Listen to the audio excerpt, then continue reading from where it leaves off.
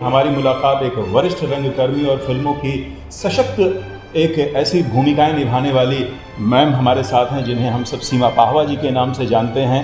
Ma'am, आपका बहुत बहुत स्वागत है। लखनऊ आकर कैसा लग रहा है? पहली बात तो ये।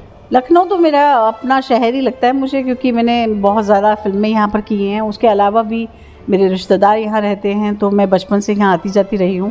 तो लखनऊ हमारे लिए एक तरह से सेकंड होम ही है, क्योंकि मेरी बुआ यहाँ रहती थी, मेरे पति के मामा यहाँ रहते हैं, तो हम लोग तो आते जाते रहते हैं। और फिल्में भी तकरीबन काफ़ी सारी मैं यहाँ शूट कर चुकी हूँ। और मैं अपनी ख़ुद की फिल्म जब बनाने लगी तो भी मैंने लखनऊ शहर ही चुना था, तो लखनऊ से तो अपना ख़ास संबंध है। तो ये लखनऊ का प्रेम है कि आप जब अपने फिल्मों की पृष्ठभूमि सोचती हैं तो कहीं ना कहीं लखनऊ जहन में आ ही जाता है। बिल्कुल। लास्ट टाइम मैंने आपको बाला के सेट पर देखा था, लखनऊ में ही जी। और उसके बाद अब आप लखनऊ में पुनः आई हैं जी। जितनी बार आप आए हमारी तरफ से स्वागत समझिए, एक तो बड़ी अच्छी बात है।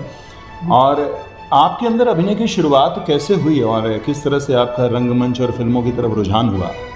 तब मुझे तो मालूम नहीं, मुझे याद भी नहीं, क्योंकि मैं कुछ 5 साल की थी और मेरा ऑडिशन हो गया था टेलीविज़न में। अच्छा। तो मुझे तो ये ऑप्शन भी नहीं दिया गया कि मैं कोई और चुन सकूं।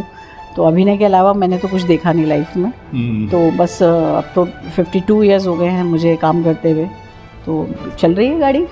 चल रही है गाड़ी। और आपके जीवन साथी भी ऐसे हैं जो कि इसी क्षेत्र से जुड़े हुए हैं। तो इसमें सहजता होती है या कुछ जो एक पति पत्नी में कहानी चलती नहीं है, आप जब भी देखिए तो उसमें कहीं कोई वो ऐसी बात आती है? नहीं, मुझे नहीं लगता ऐसा ज़रूरी है। ये एक बहुत ही हमारी बड़ी प्रसिद्ध फिल्म अभिमान ने काफ़ी कुछ लोगों पे इम्प्रेशन छोड़ दिया है, बट ऐसा नहीं होता है। ज़ाती ज़िंदगी में ऐसा नहीं होता है। अगर आप दो व्यक्ति बहुत समझदार हैं और अपनी ज़िंदगी को बहुत अच्छी तरह समझते हैं तो मुझे नहीं लगता है इसमें कभी भी प्रॉब्लम आएगी। उल्टा ज़्यादा अच्छा रहता है कि अगर बेहतर होता है, क्योंकि एक दूसरे को समझ सकते हैं, एक दूसरे के काम पे नज़र रख सकते हैं, एक दूसरे को बता सकते हैं, उनकी कमियों को बता सकते हैं, उनकी अच्छाइयों को बता सकते हैं। और मुझे लगता है कि सबसे सीक्रेट जो आपका भागीदार है वो आपका पति या पति के लिए उसकी पत्नी हो सकती है, क्योंकि हम अपने फ्लॉप, अपना सक्सेस, सभी कुछ बहुत ही पर्सनल लेवल पे शेयर कर पाते हैं उसके साथ। जी। जब आपने शुरुआत की थी तब इतने ज़्यादा चैनल्स नहीं हुआ करते थे और उसके बाद से अब चैनल्स की भी बाढ़ आ गई है और उत्तर प्रदेश में भी फिल्मों का जो रुख है, फिल्म प्रोड्यूसर्स का ध्यान उत्तर प्रदेश ने आकर्षित किया है। इन सभी बातों को हम चाहेंगे कि समाहित रूप से आप उत्तर दें। देखिए, आप सभी जानते हैं कि हम जब भी फिल्म बनाते हैं या टेलीविज़न पे कुछ भी दिखाया जाता है वो एक प्रतिबिंब होता है, जो भी एक रिफ्लेक्शन होता है हमारी आम जिंदगी का। तो जिस तरह से हमारी सोसाइटी में चेंज आता जा रहा है उसी तरह से हमारे मीडिया में भी चेंज आता जा रहा है कि पहले जो रिफ्लेक्ट कर रही थी चीज़ें उन्हें पर्दे पे दिखाया जाता था। अब आज की दुनिया जिस तरह की हो गई है, जो टेक्नोलॉजी पे ही डिपेंडेंट हो गई है, हर वक्त आप मोबाइल, अभी भी बज रहे हैं मोबाइल पे ही आप जीवित हो गए हैं। तो मुझे लगता है कि उसी तरह की कहानियाँ आज हमारे बीच में बन रही हैं। और ये एक डिपार्टमेंट होता है, अलग अलग एक टाइम होता है कि कभी हम किसी चीज़ को फोकस करते हैं, कभी हम किसी चीज़ को फोकस करते हैं, और कुछ भी स्थिर तो है नहीं। आज अगर रियलिस्टिक सिनेमा की तरफ हम आ गए हैं और हम इससे जुड़ गए हैं तो कुछ साल बाद हम शायद इससे अलग हट के कुछ और चीज़ सोचेंगे और आने वाली जनरेशन कुछ और बना रही होगी।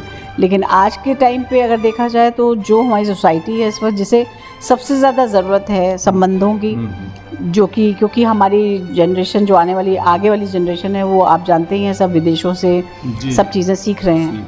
तो उनको अपनी हिंदुस्तान की वैल्यूज़ बताने के लिए, अपने घरों के वैल्यूज़ को बताने के लिए बहुत ज़रूरी था कि रियलिस्टिक सिनेमा को ज़्यादा से ज़्यादा बढ़ाया जाए, जिसमें रिश्तों के बारे में बात की जाए कि एक जॉइंट फैमिली का क्या मतलब होता था, एक परिवार कैसे बनता था। तो उसको देखते हुए आज अगर हम देखें तो हमारे यहाँ तो अनगिनत शहर हैं। हिंदुस्तान तो भरा पड़ा है ऐसे शहरों से जहाँ आज भी उन परंपराओं को लेके अपने रिश्तों में चल रहे हैं लोग। तो उसके रिफ्लेक्शन दिखाने के लिए हमेशा बॉम्बे, बॉलीवुड ऐसे शहरों में, लखनऊ, कानपुर या मध्य प्रदेश, ऐसे जगहों पर जाके अपने उन रियल लोकेशन पे जाके रियल लोगों के साथ वो कहानी बनाने की कोशिश कर रहे हैं, ताकि आने वाली जनरेशन ये जान सके कि हमारी हिंदुस्तान की वैल्यूज़ जो हैं वो कहाँ बसी हुई हैं। उत्तर प्रदेश में फिल्म को निर्माण के लिए जो एक योगदान दिया जा रहा है और फिल्म निर्माण को प्रोत्साहित किया जा रहा है, जी। इसी का अभिनेता और निर्माता निर्देशक के तौर पर हम चाहेंगे कि आप बताएं कि कैसा देखती हैं आप, ये सकारात्मक बदलाव है? बिल्कुल बिल्कुल।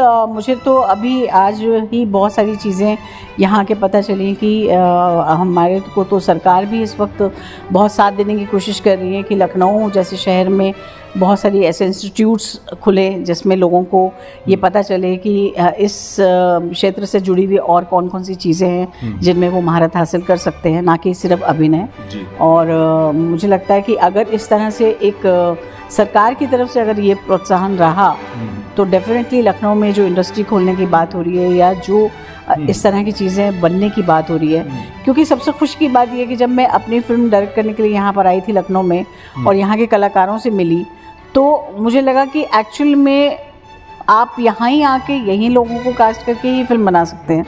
ऐसा ज़रूरी नहीं कि हम बॉलीवुड से लोगों को लेकर आएँ, क्योंकि सभी इतने बढ़िया कलाकार थे जिन लोगों ने मेरी फिल्म में काम किया, मगर क्या है कि जब तक आप यहाँ पहुँचते हैं तब तक आपके पास रोल्स बहुत छोटे छोटे बचते हैं, जिसकी वजह से आपको दुख होता है कि ओ ये इतने अच्छे कलाकार हैं पर हम इनको इतना अच्छा सर्व नहीं कर पाए कोई अच्छा, पर वो उन्होंने अपना फिर भी 100% दिया है। और मुझे लगता है कि मेरी फिल्म में छोटे से छोटा भी अभिनय जो लखनऊ के बहुत ही सुलझे हुए कलाकारों ने किया है, मुझे लगता है उनका सहयोगदान मैं कभी भूलूंगी नहीं, क्योंकि छोटे छोटे सीन भी उनकी वजह से बहुत प्यारे बने हैं। जी जी। अभी आजकल देखने को मिल रहा है कि साउथ सिनेमा का नॉर्थ सिनेमा पर कुछ ऐसा एक रिफ्लेक्शन चल रहा है कि शायद वो जो बना रहे हैं वो ज़्यादा कमाई कर रही है और ज़्यादा पॉपुलर हो रहा है जनता में, तो इसमें नॉर्थ को भी उन्हीं के रंग में रंग जाना चाहिए। ये जो एक चीज़ चली है इसका क्या है? नहीं देखिए, ये तो बहुत ही बेवकूफ़ी वाली बातें हैं। मतलब मुझे ऐसा लगता है कि वही बात कि भाई इसकी साड़ी मेरी साड़ी से सफ़ेद कैसे, ये जो स्लोगन था मुझे लगता है ये वो स्लोगन हो गया कि भाई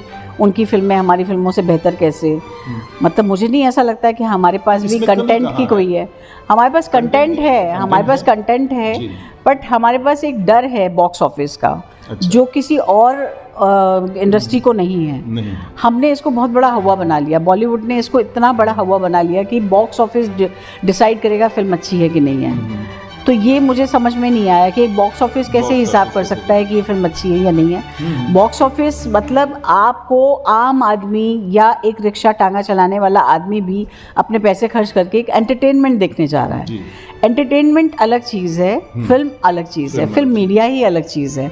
मुझे लगता है अगर सिनेमा को सिनेमा रहने दिया जाए तो बेहतर है। ये सिनेमा कैसे रहेगा, इसमें क्या होगा? कंटेंट वाइज जितनी भी हमारी कहानियाँ हम लेके आते हैं जो कि आपके दिल को छूती हैं, जिन फिल्मों की बात आप कर रहे हैं साउथ की फिल्में, वो मुझे लगता है कि स्पेशली ज़्यादातर मलयालम फिल्में अगर मैं देखने पे आऊँ तो मलयालम फिल्म के कंटेंट आप देखेंगे तो आपको लगेगा हाँ ये तो हमारे में भी हैं, बट हम शायद इसको बनाने की कोशिश नहीं कर रहे हैं, हम डर रहे हैं। जैसे मैंने कहा कि बॉलीवुड ने अपने लिए बॉक्स ऑफिस का डर बिठा लिया है, जिसके लिए उन्हें हमेशा स्टार्स की ज़रूरत पड़ती है, जिसके लिए हमेशा उन्हें बॉलीवुड के कुछ चेहरों की ज़रूरत पड़ती है कि वो मिलें तो शायद ये बॉक्स ऑफिस हम अचीव कर पाएँ।